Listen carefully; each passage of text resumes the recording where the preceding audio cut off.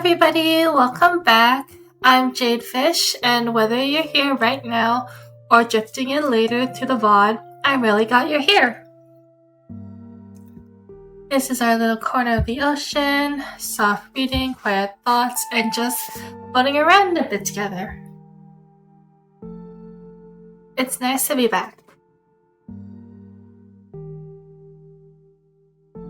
Before we dive back into the story, I do have a few life updates. First of all, I am so sorry I missed last week's stream. It's not because I was busy or because I forgot. I have an alarm on my phone to tell me to get on. But the internet was just down the entire day. We had to switch routers at home, but the internet people, they said they were coming between 11 to 3. So I was like, oh, I don't wanna be streaming or editing while they come, and I don't wanna look like a complete slob. So I decided not to stream. And then I moved the stream to later. But then they didn't come until 7:30 at night. Anyways, you never know how much you depend on the internet until it's gone. Because once it's gone, you feel like a fish on land. You're alive for a little bit, but then you're in panic. So unfortunately, there wasn't anything I could do.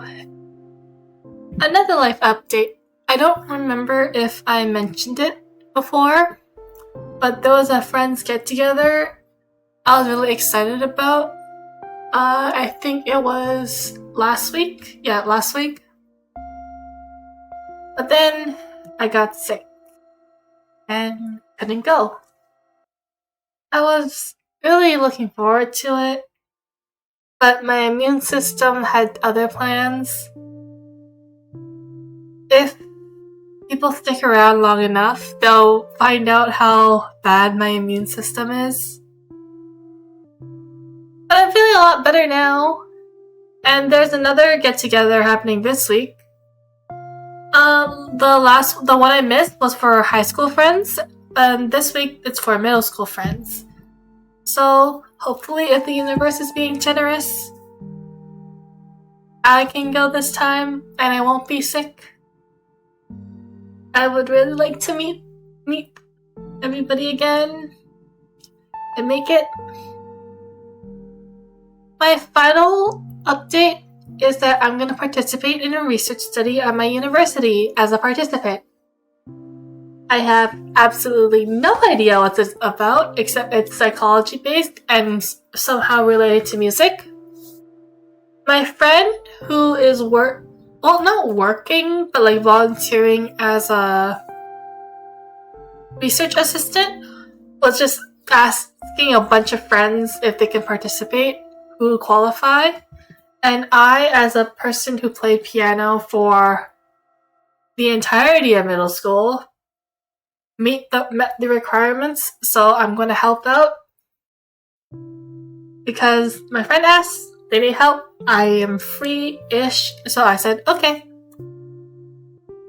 Anyway, that's enough for life updates. Let's get back to the story. Today, we are continuing once more on Pride and Prejudice by Jane Austen. Still using my physical copy of the book. Last time, we read chapters 22, 23, and 24, stopping right before chapter 25. So today, we'll be starting at chapter 25. Which also means we've officially crossed into volume 2. Like always, I don't have a strict reading goal today. We're just going to follow the current for about an hour or until I get bored, until my voice decides it needs a break. No pressure. You can stay the whole stream or drift in and out as you like. Or throw it into the back for background noise.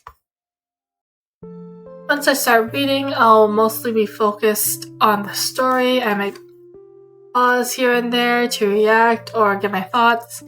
but overall this is a calm stream. So feel free to relax, draw, study, work on something else, or just float around here for a while. Alright, let's drift back into the story. This is Pride and Prejudice by Jane Austen, starting at chapter 25. After a week spent in professions of love and schemes of felicity, Mr. Collins was called from his amiable Charlotte by the arrival of Saturday. The pain of separation, however, might be alleviated on his side by preparations for the reception of his bride, as he had reason to hope that shortly after his next return to Hertfordshire, the day would be fixed that was to make him the happiest of men. He took leave of his relations at Longbourn with as much solemnity as before, wished his fair cousin's health and happiness again, and promised their father another letter of thanks. On the following Monday, Miss Bennet had the pleasure of receiving her brother and his wife, who came as usual to spend the Christmas at Longbourn. Mr. Gardiner was a sensible gentleman-like man, greatly superior to his sister, as well by nature as education. The Netherfield ladies would have had difficulty in believing that a man who lived by trade and within view of his own warehouses could have been so well bred and agreeable. Miss Gardiner, who was several years younger than Miss Bennet and Miss Phillips, was an amiable, intelligent, elegant woman, and a great favorite with all her Longbourn nieces. Between the two eldest and herself especially, there subsisted a very particular regard. He had frequently been staying with her in town. The first part of Miss Gardiner's business on her arrival was to distribute her presents and describe the newest fashions. When this was done, she had a less active part to play. It became her turn to listen. Miss Bennet had many grievances to relate, and much to complain of. They had all been very ill used since she last saw her sister. Two of her girls have been on the point of marriage, and after all there was nothing in it. I do not blame Jane, she continued, for Jane would have got Mr. Bingley if she could. But Lizzie, old sister, it is very hard to think that she might have been Mr. Cullen's wife by this time. Had not it been her own perverseness, he made her an offer in this very room, and she refused him. The consequence of it is that Lady Lucas will have a daughter married before I have, and that Longbourn estate is just as much entailed as ever. The Lucases are very artful people indeed, sister. They are all for what they can get. I am sorry to say it of them, but so it is. It makes me very nervous and poorly to be thought it so in my own family, and to have neighbors who think of themselves before anybody else. However, your coming just at this time is the greatest of comforts, and I am very glad to hear what you tell me of long sleeves. Miss Gardiner, to whom the chef of this news had been given before, in the course of Jane and Elizabeth's correspondence with her, made her sister a slight answer, and, in compassion to her nieces, turned the conversation. When alone with Elizabeth afterwards, she spoke more on the subject. It seems likely to have been a desirable match for Jane, said she. I am sorry it went off. But these things happen so often. A young man, such as you describe Mr. Bingley, so easily falls in love with a pretty girl for a few weeks, and when accident separates them, so easily forgets her, and that these sorts of inconsistencies are very frequent. An excellent consolation in its way, said Elizabeth, but it will not do for us. We do not suffer by accident. It does not often happen that the interference of friends will persuade a young man of independent fortune to think no more of a girl whom he was violently in love with only a few days before. But that expression of violently in love is so hackneyed. so doubtful, so indefinite, that it gives me the very little idea. It is as often applied to feelings which arise from half an hour's acquaintance as to a real strong attachment. Pray, how violent was Mr. Bingley's love? I never saw a more promising indication. He was growing quite inattentive to other people, and wholly engrossed by her. Every time they met, it was more decided and remarkable. At his own ball he offered 2 or 3 ladies. He offended 2 or 3 young ladies by not asking them to dance, and I spoke to him twice myself without receiving an answer. Would there be a finer symptom? Is not general incivility the very essence of love? Oh yes, of that kind of love I suppose him to have felt. Poor Jane! I am sorry for her, because with her disposition she may not get over it immediately. It had better have happened to you, Lizzie. You would have laughed yourself out of it sooner. But do you think she would be prevailed on to go back with us? Change of scene may be of service, and perhaps a little relief from home may be as useful as anything. Elizabeth was exceedingly pleased by this proposal, and felt persuaded of her sister's ready acquiescence. I hope, added Miss Gardiner, that no consideration with regard to this young man will influence her. We live in so different a part of town. All our connections are so different, and as you well know, we go out so little that it is very improbable they should meet at all, unless he really comes to see her. And that is quite impossible, for he is now in the custody of his friends and Mr. Darcy, would no more suffer him to call on Jane in such a part of London. My dear aunt, how could you think of it? Mr. Darcy may have heard of such a place as Gracechurch Street, but he would hardly think a month ablution enough to cleanse him of its impurities, were he once to enter it, and depend on it, Mr. Bingley never stirs without him. So much the better. I hope they will not meet at all. But does not Jane correspond with the sister? She will not be able to help calling. She will drop the acquaintance entirely. But in spite of the certainty in which Elizabeth affected to place at this point, as well as the still more interesting one of Bingley's being withheld from seeing Jane, she felt a solicitude on the subject which convinced her, on examination, that she did not consider it entirely hopeless. It was possible, and sometimes she thinks it probable, that his affection might be reanimated, and the influence of his friends successfully combated by the more natural influence of Jane's attraction. Miss Bennet accepted her aunt's invitation with pleasure, and the Bingleys were no otherwise in her thoughts at the time than she hoped that, by Caroline's not living in the same house with her brother, she might occasionally spend a morning with her without any danger of seeing him. The Gardiners stayed a week at Longbourn, and with the Phillips and Lucas and the officers, there was not a day without its engagement. Miss Bennet had so carefully provided for the entertainment of her brother and sister that they did not once sit down at family dinner. But the engagement was for home. Some of the officers always made part of it, of which officers Mr. Wickham's was sure to be one. And on these occasions, Miss Gardiner, rendered suspicious by Elizabeth's warm commendation of him, fairly observed both of them.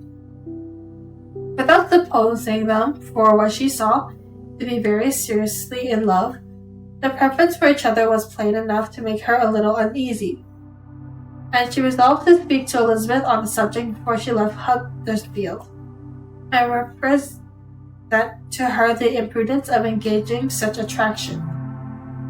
To Miss Gardiner, Wickham's had one means of affording pleasure unconnected to his general powers, About 10 or dozen years or so before her marriage, she had spent a considerable time in that very part of Derbyshire to which he belonged.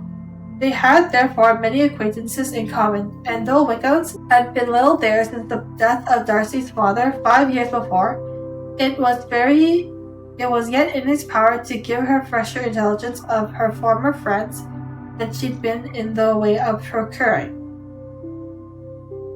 Miss Gardner had seen Pembury and known the late Mr. Darcy by character perfectly well. Here, consequently, was an inexhaustible subject of discourse. In comparison, her recollection of Presbury with the minute description which Wickhams could give, and in bestowing her tribute of praise on the character of its late predecessor, she was delighting both him and herself. On being made acquainted with the present Mr. Darcy's treatment of him, she tried to remember something of that gentleman's reputed disposition when quite a lad, which might agree with it, and was confident at least that she recollected having heard Mr. Fitzwilliam Darcy formerly spoken of as a very proud, ill-natured boy. And that was chapter 25. I don't really have thoughts for the last chapter.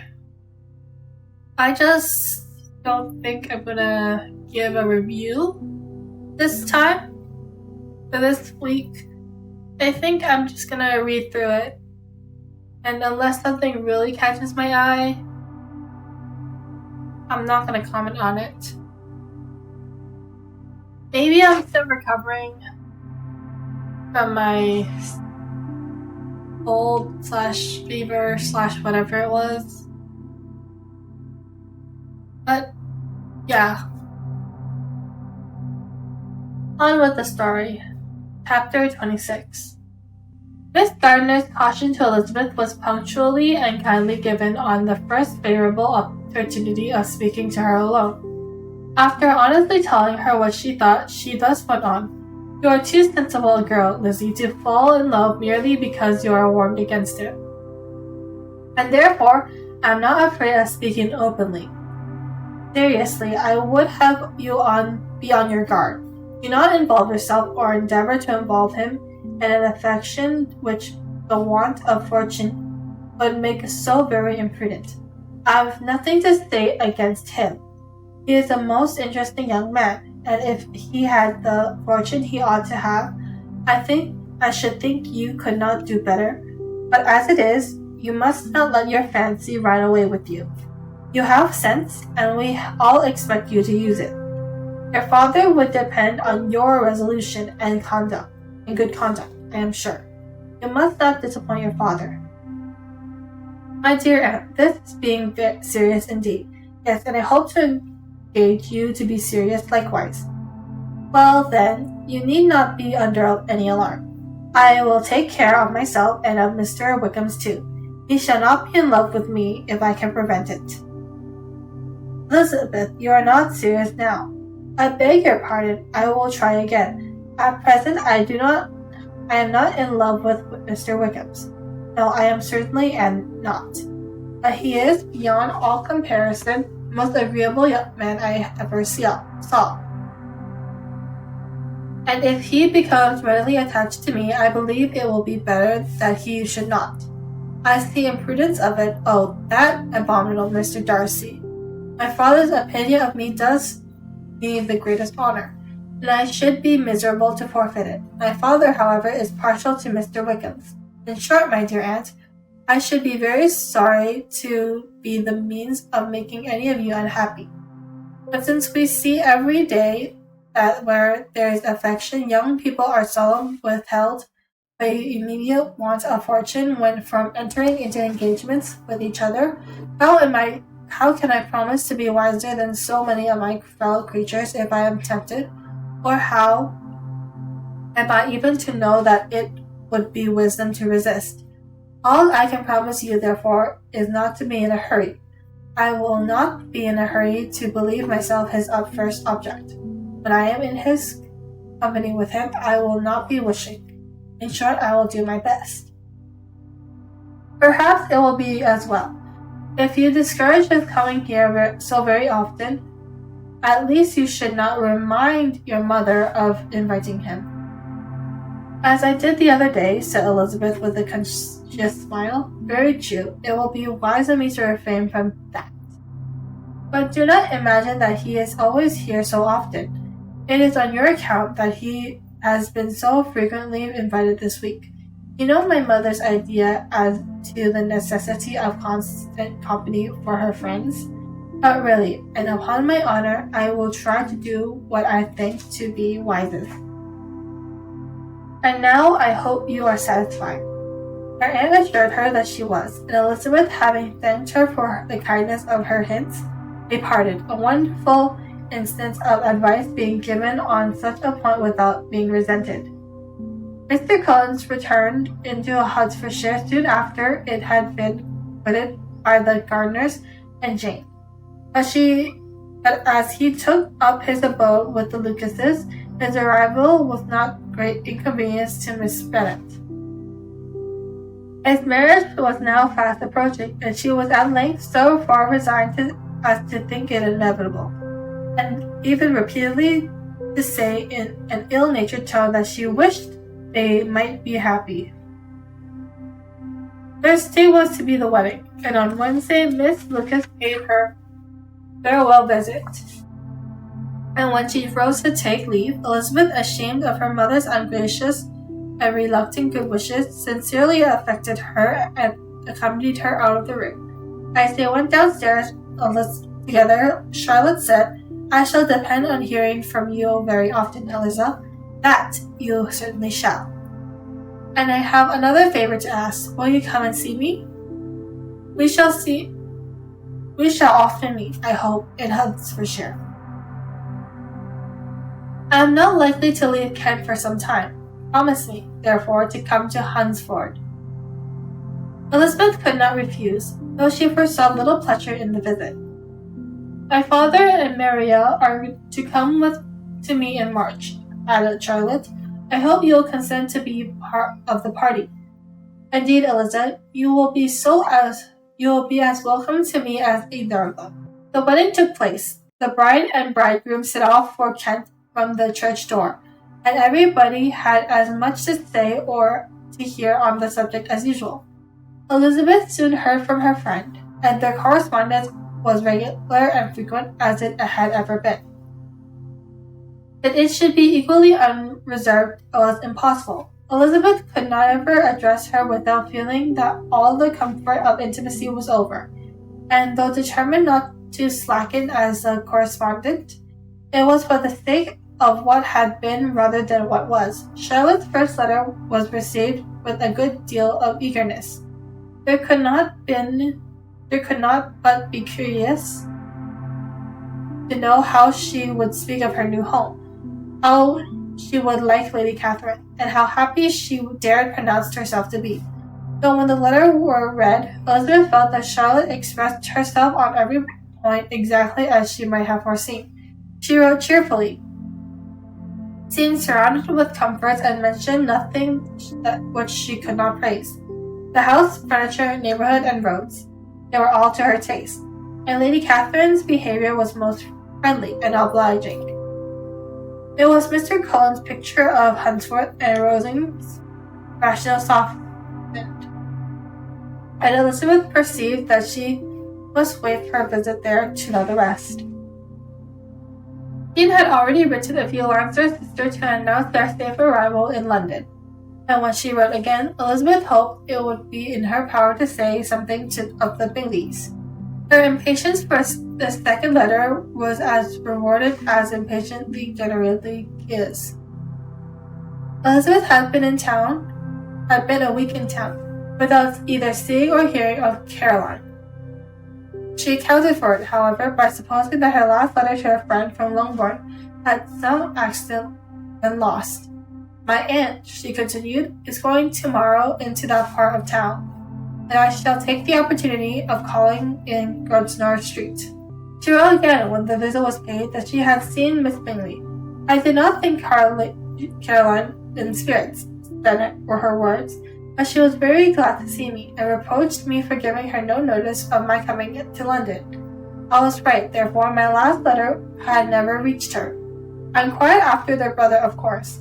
He was well, but so much engaged with Mr. Darcy that they scarcely ever saw him. I found that Miss Darcy was expected to dinner. I wish I could see her. My visit was not long, as Caroline and Miss Hertz were going out. I dare say I shall soon see them here. Elizabeth shook her head over this letter.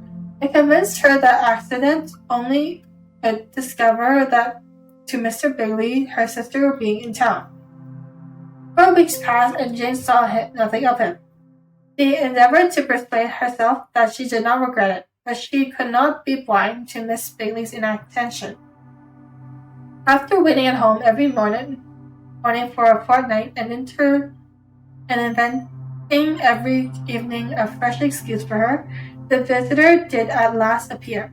But the shortness of her stay, and yet more the alteration of her manners, could allow Jane to deceive herself no longer. The letter which she wrote on this occasion to her sister will prove what she felt. My dear Lizzie, I am sure being capable of triumphing in her better judgment at my expense when I confess myself to have been entirely deceived in Miss Bingley's regard for me. But, my dear sister, though the events have proved you right, do not think me obstinate if I assert that, considering what her behavior was, my confidence was as natural as your suspicion.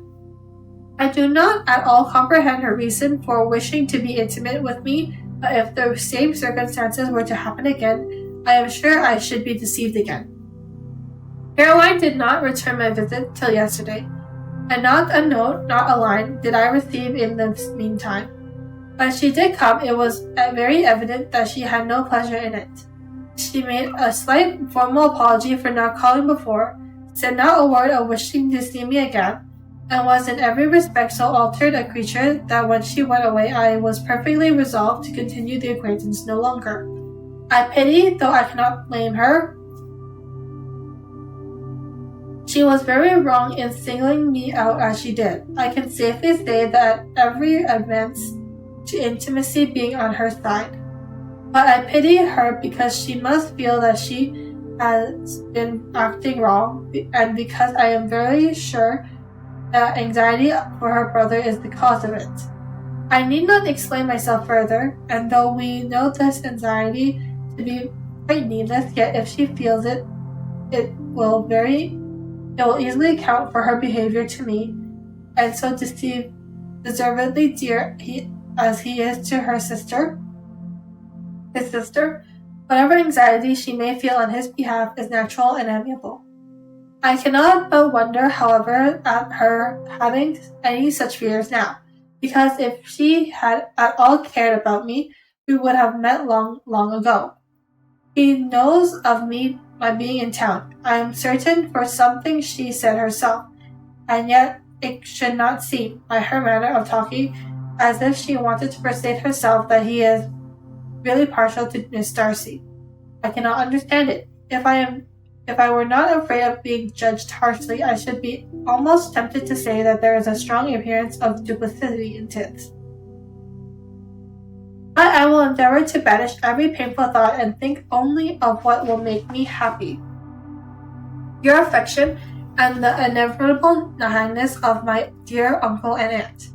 Let me hear from you very soon. Miss Bingley said something of his never returning to Netherfield again, of giving up the house, but not with any certainty. We had better not mention it. I am extremely glad that you will have such pleasant accounts from our friends at Hunsford. Pray go to see them, with Sir Williams and Maria. I am sure you will be very comfortable there. Yours, etc. This letter gave Elizabeth some pain, but her spirits returned as she considered that Jane would no longer be duped, by the sister at least. All expectations from the brother was now absolutely over. She would not even wish for any renewal of his attentions. His character sunk on every review of it, and as a punishment for him, as well as a possible advantage to Jane, she seriously hoped he might really soon marry Mr. Darcy's sister, as by Wickham's account, she'll make him abandonment regret what he had thrown away. Miss Gardiner about this time reminded Elizabeth of her promise concerning that gentleman, and required information. Elizabeth had such to stand as might rather given contentment to her aunt than to herself. His apparent partiality had subsided, his attentions were over, he was the admirer of someone else. Elizabeth was watchful enough to see it all, but she could see it and write it without material pain. Her heart had been slightly touched, and her vanity was satisfied by believing that she would have been his only choice, had fortune permitted it. The sudden acquisition of £10,000 was the most remarkable claim of the young lady to whom he was now endearing himself agreeable. But Elizabeth, less clear-sighted perhaps in his case than in Charlotte, did not quarrel with him for his wish of independence.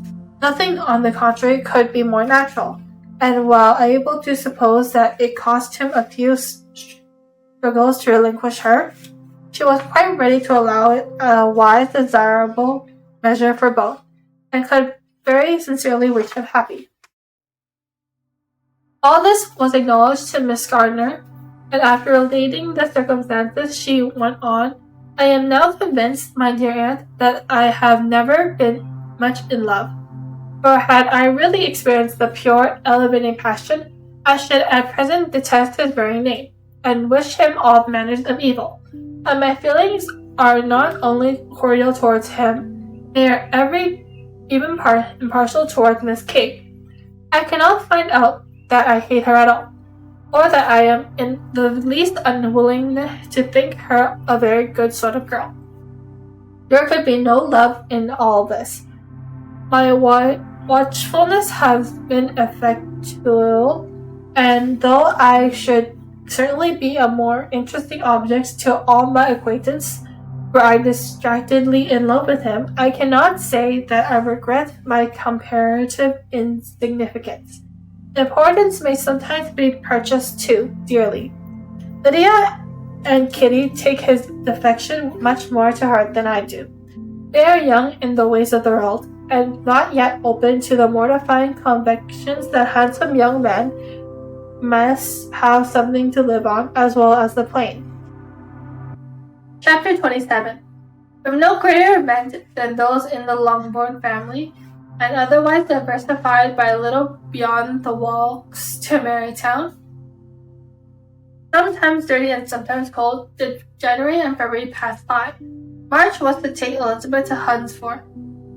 She had not at first thought very seriously on going thither, but Charlotte she soon found was depending on the plan, and gradually learned to consider it herself with greater pleasure as well as greater certainty.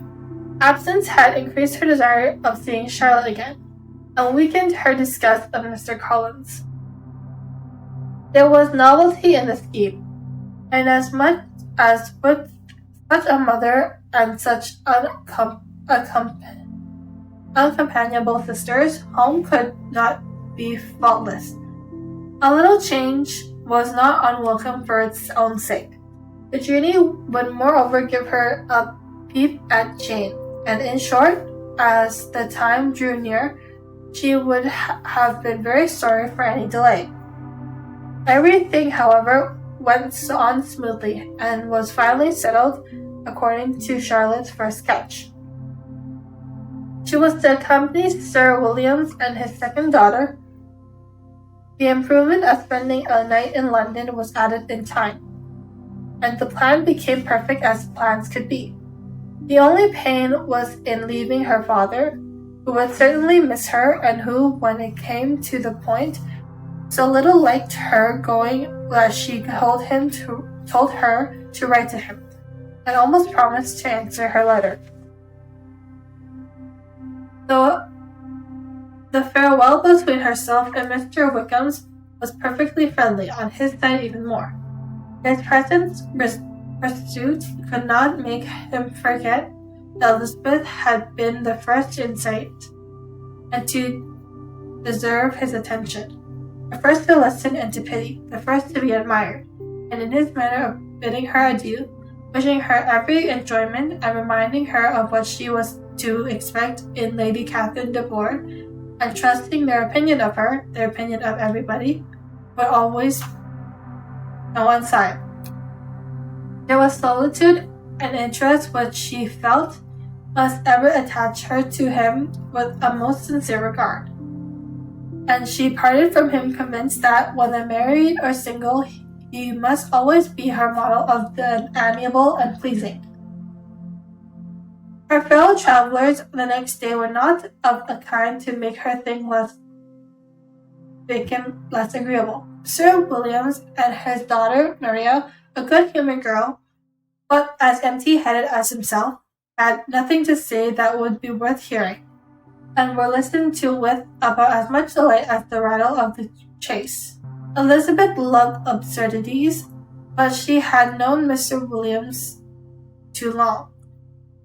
He could tell her nothing new of the wonders of his presentation and knighthood, and his civilities were worn out like his information. It was a journey of only 24 miles, and they began so early as to be in Week's church by noon. As they drove to Mr. Gardner's door, Jane was at the drawing-room window watching their arrival.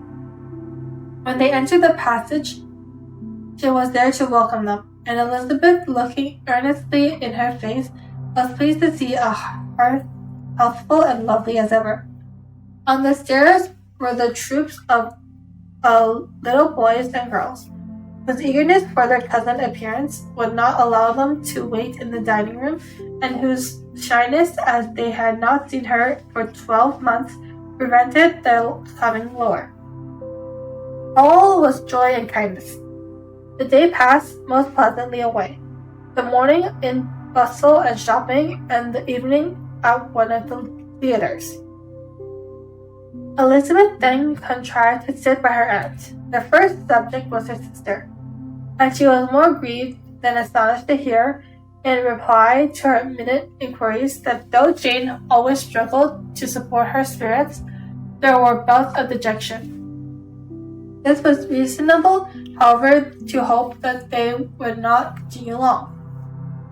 Miss Gardner gave her the particulars also of Miss Bingley's visit in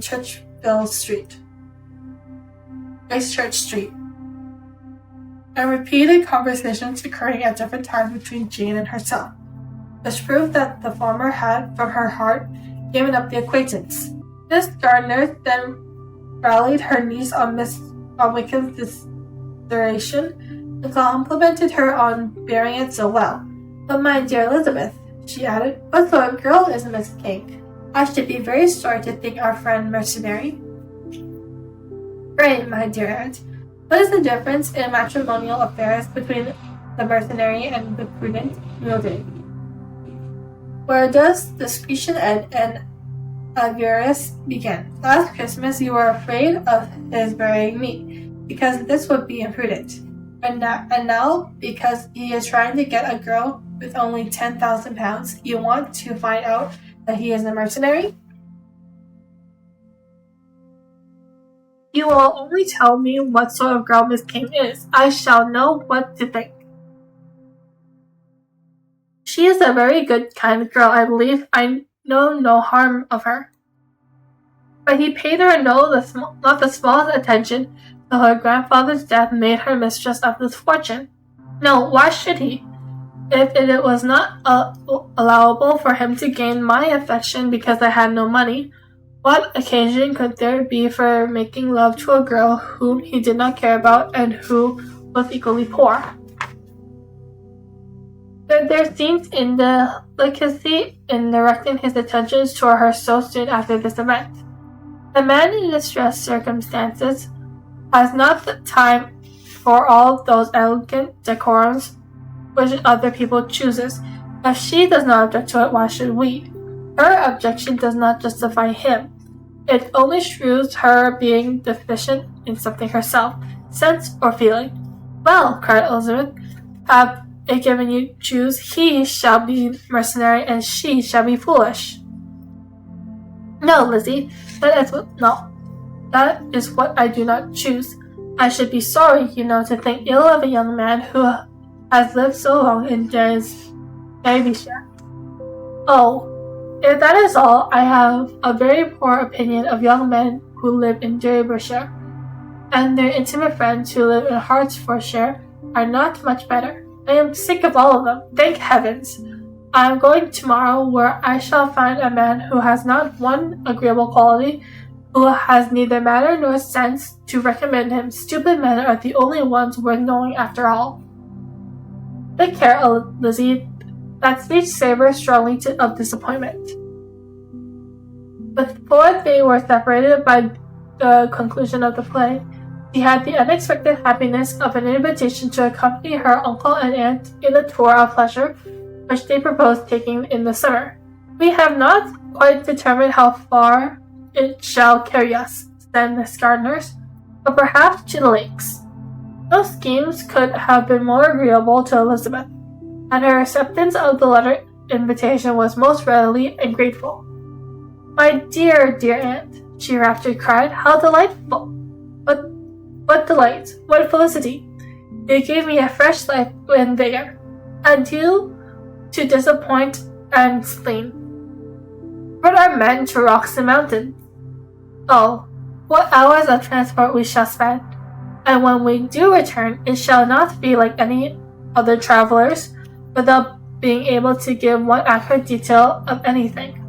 We will know what we have gone, we will recollect what we have seen. Lakes, mountains, and rivers shall not be jumbled together in our imagination, nor when we attempt to describe any particular scene will we begin quarreling about its relative situation. Let our effusions be less insupportable than those of the generalities of travelers. And I think I'll stop it there. I think we are slowly getting a glimpse of Mr. Wickham's true character. And I am happy that Jane is finally seeing Miss Bingley's true self. And I really doubt Mr. Bingley knows that Jane's there. I'm pretty sure Miss Bingley is just doing all she can to stop him from seeing Jane. And I hope Charlotte is really enjoying her new life as Mrs. Collins. And yeah. Sorry, I'm still recovering from cold. And I want to be more energetic, but I'm really tired. It's so nice to see everybody again. I really hope everyone's doing alright. And yeah. Anyway, thank you all so much for being here today. I hope you enjoyed it. I hope my voice gave you a little comfort during these trying times. And yeah, I hope to see you soon. I wish you a wonderful day, a lovely night, and if you're sleeping, peaceful dreams. Goodbye!